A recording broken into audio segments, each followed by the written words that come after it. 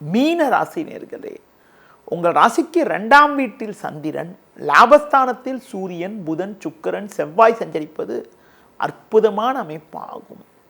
நல்ல வாய்ப்புகள் உங்களுக்கு கிடைக்கும். நண்பர்கள் மூலமாக ஒரு ஏற்ற மிகுந்த பலன்களை அடையக்கூடிய ஒரு நேரமாக இன்றைய நாள் இருக்கிறது.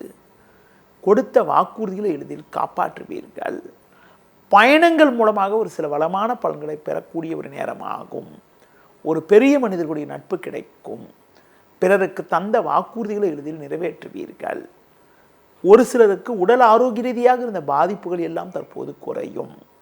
தொழில் வியாபாரத்தில் எதிர்பார்த்ததை விட அதிகப்படியான லாபத்தை ஈட்டக்கூடிய ஒரு வாய்ப்புகள் உங்களுக்கு உண்டு.